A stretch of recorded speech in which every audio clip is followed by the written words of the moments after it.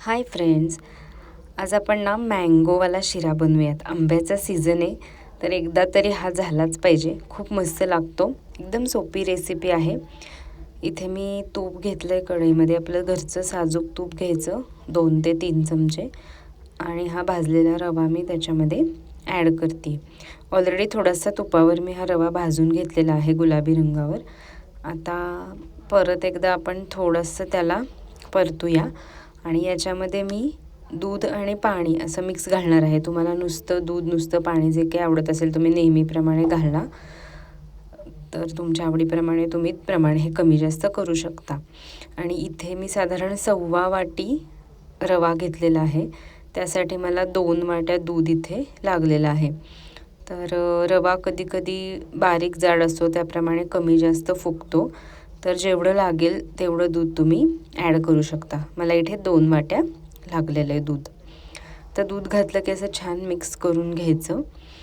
आणि त्यानंतर इथे मी याच्यामध्ये काजू बदामचे तुकडेसुद्धा घालणार आहे, मँगो पल्प घालणार आहे, साखर घालणार आहे आणि केशर आणि वेलची पावडर. तर हे सगळं तुम्ही तुमच्या आवडीप्रमाणे जे जे काय घालायचं ते हवं तसं तुम्ही घालू शकता.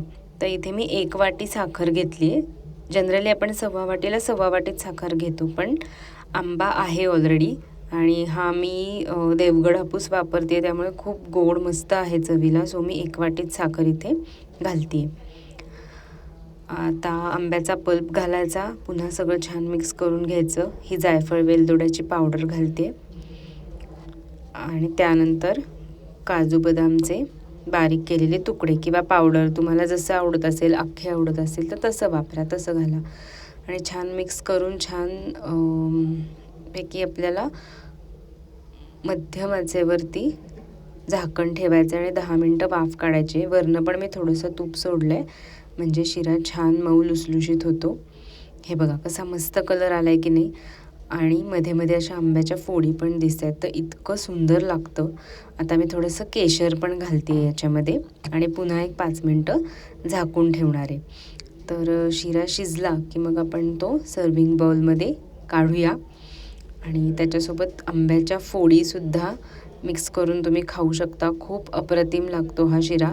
रेसिपी नक्की ट्राय करा आणि मला सांगा तुम्हाला आवडते का. लाईक, शेअर आणि सबस्क्राईब करायला विसरू नका. आणि अशाच नवीन नवीन रेसिपीसाठी फॉलो करा.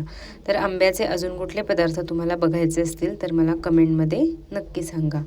Thank you so much. Bye bye. Stay tune.